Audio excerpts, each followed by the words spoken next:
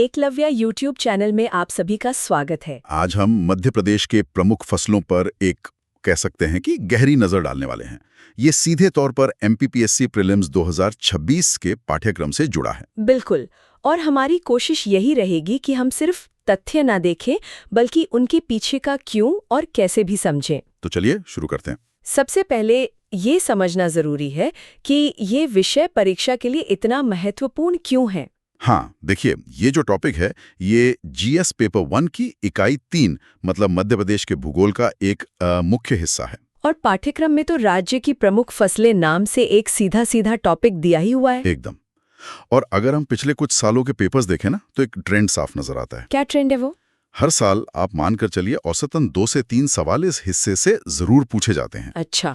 कुछ सवाल तो बिल्कुल सीधे होते हैं, जैसे फलाना अनुसंधान केंद्र कहाँ है या किस जिले में सबसे ज्यादा उत्पादन होता है। और कुछ सवाल थोड़े कॉन्सेप्ट पर आधारित होते होंगे। बिल्कुल, जैसे कृषि, जलवायु क्षेत्र और मिट्टी के बीच क्या संबंध है, ये चीजें रटने से नहीं आती। सही बात है। और एक बात और, ये टॉपिक डायनामिक भी है। डायनामिक मतलब हर साल आर्थिक सर्वेक्षण के नए आंकड़ों के साथ चीजें बदल सकती हैं। समझ गई। तो प्रीलिम्स 2026 के लिए फसल क्षेत्र और अनुसंधान संस्थान ये हॉट टॉपिक्स रहेंगे हमेशा की तरह। तो चलिए इसी बात से शुरू करते हैं कि मध्य प्रदेश एक कृषि प्रधान अर्थव्यवस्था है।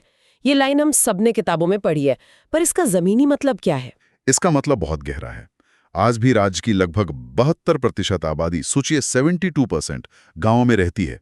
ये तो बहुत बड़ी संख्या है। और इससे भी बड़ा आंकड़ा ये है कि कुल आबादी का लगभग 79% हिस्सा, मतलब हर 10 में से करीब 8 लोग अपनी रोजी रोटी के लिए सीधे तौर पर खेती से जुड़े हैं। तो मतलब साफ है कि राज्य की आय और रोजगार दोनों का सबसे बड़ा जरिया कृषि ही है। एकदम सही। और इतने बड़े कृषि क्षेत्र को समझने के लिए कृषि विभाग ने इसे कुछ हिस्सों में बांटा है ना? जी, उन्होंने राज्य को मोटे तौर पर 5 कृषि प्रक्षेत्रों में बांटा है। ये एक तरह से मध्य प्रदेश का एग्रीकल्चरल मैप है। अच्छा, तो ये एक तरह से राज्य का कृषि दौरा हो गया। चलिए इस दौरे की शुरुआत करते हैं।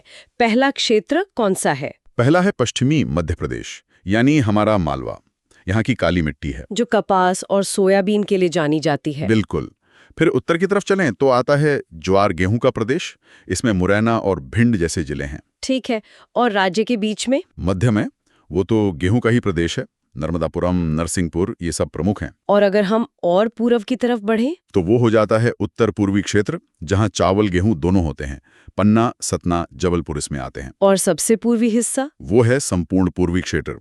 ये पूरी तरह से चावल का क्षेत्र है। बघेलखंड, रीवा, शहडोल, ये सब। वाह, तो सिर्फ 5 क्षेत्रों में हमने पूरे मध्य प्रदेश की फसल कहानी की एक झलक देख ली।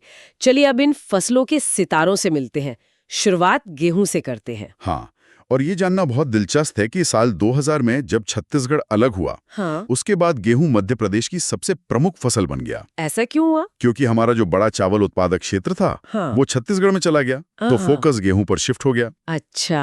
आज क्षेत्रफल और उत्पादन दोनों में गेहूं ही नंबर 1 है। और इसके लिए भौगोलिक दशाएं क्या चाहिए होती हैं? देखिए, 75 से 100 सेंटीमीटर वर्षा और काली या जलोढ़ मिट्टी इसके लिए बेस्ट है। और मालवा के पठार को तो गेहूं की डलिया भी कहते हैं। जी बिल्कुल, व्हीट बास्केट। और नर्मदा घाटी भी कृषि के लिए सबसे उपयुक्त क्षेत्रों में से एक है। जैविक गेहूं का भी जिक्र है। हाँ, एक नया ट्रेंड है ये। विदिशा, सीहोर और उज्जैन जैसे जिले अब जैविक गेहूं के उत्पादन में भी आगे आ रहे हैं। तो मालवा की गेहूं की डलिया से अब चलते हैं चावल की तरफ। यहाँ तो पूरी तस्वीर ही बदल जाती है। 2000 से पहले चावल ही राज्य की मुख्य फसल हुआ करती थी। और आज ये कहाँ उगाया जाता है? आज इसकी खेती मुख्य रूप से पूर्वी और दक्षिण पूर्वी जिलों में होती है। जैसे बालाघाट, मंडला, सीधी, शहडोल, रीवा।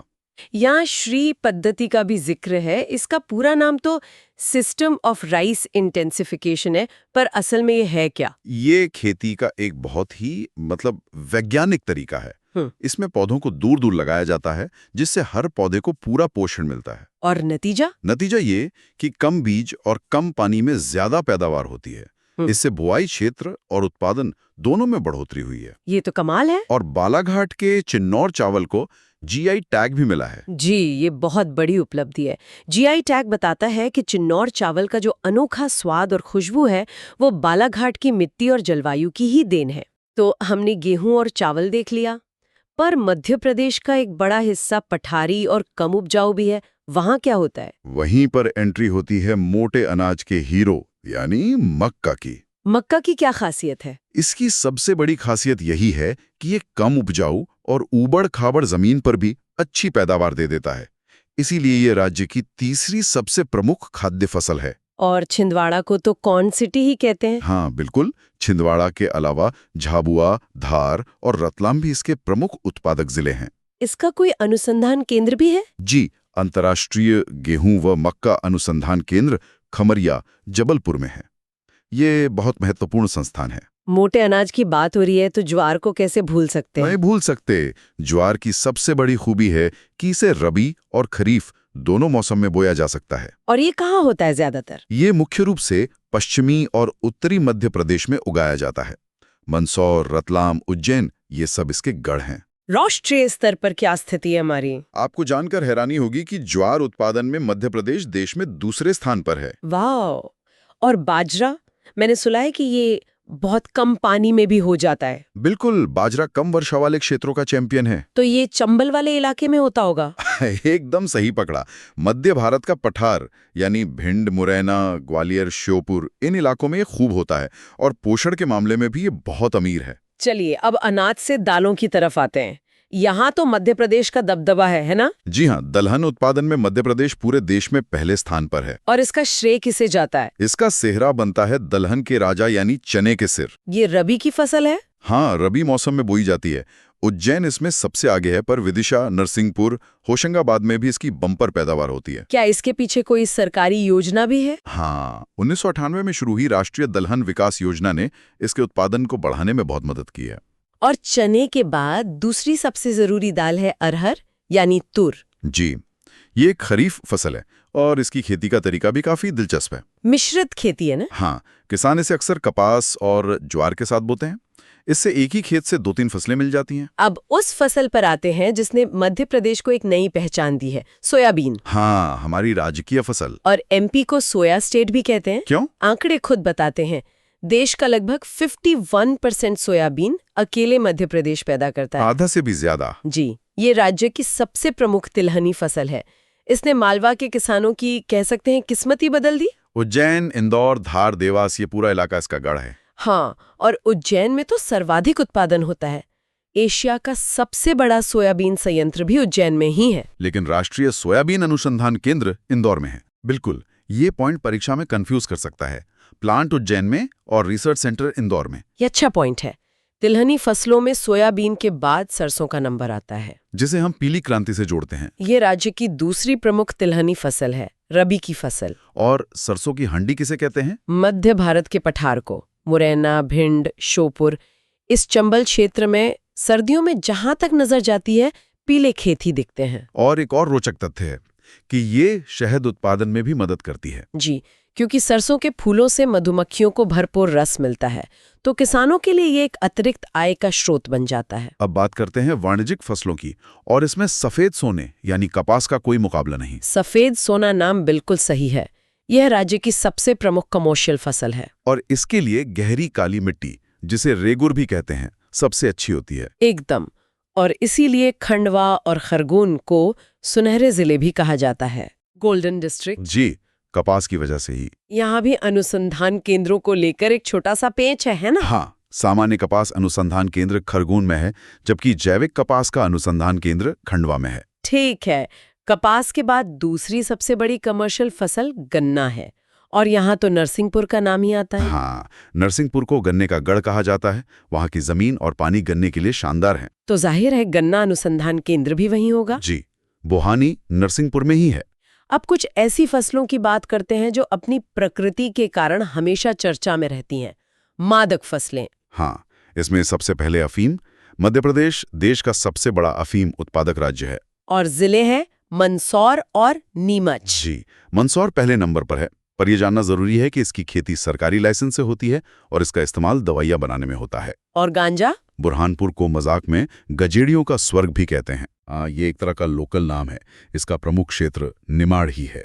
गांजा और चरस में क्या फर्क होता है?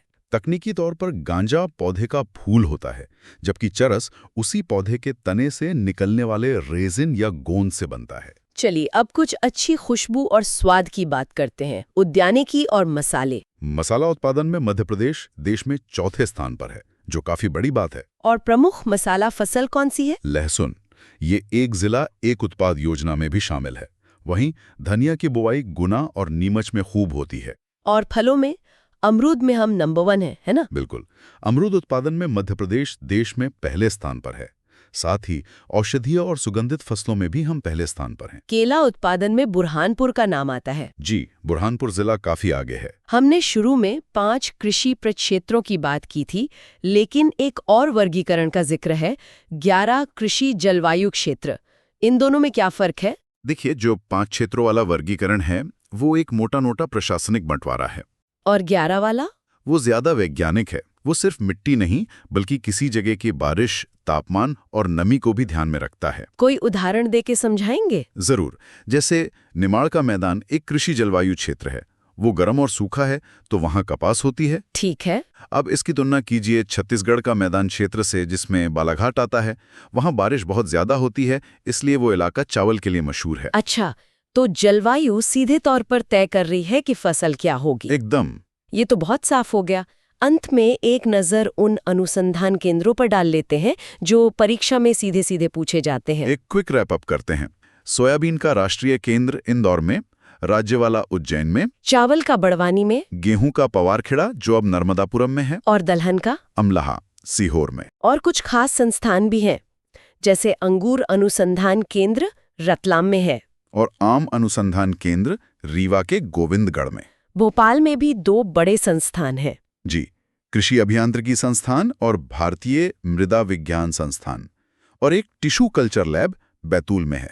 तो इतनी सारी जानकारी के बाद MPPSC प्रीलिम्स 2026 के लिए सबसे जरूरी बातें क्या हैं जिन्हें याद रखना ही रखना है? मेरे हिसाब से 3 चीजें।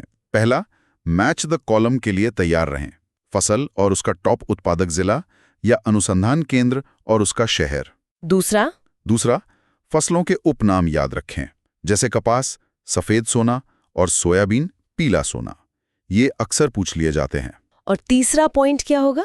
तीसरा और सबसे जरूरी, कॉन्सेप्ट क्लियर रखें। 5 प्रक्षेत्र और 11 कृषि जलवायु क्षेत्रों के बीच का अंतर पता होना चाहिए। रबी और खरीफ का वर्गीकरण दिमाग में छपा होना चाहिए। और करंट अफेयर्स? हाँ, बिल्कुल। परीक्षा से ठीक पहले आर्थिक सर्वेक्षण के ताज़ा आंकड़े देखना ना भूलें, क्योंकि डेटा बदलता रहता है। ये एक शानदार और गहरी चर्चा रही। हमने न सिर्फ तथ्यों को जाना बल्कि मध्य प्रदेश के खेतों की पूरी कहानी समझ ली। जी। अब हमारे सुनने वालों के लिए एक सवाल छोड़कर जाते हैं।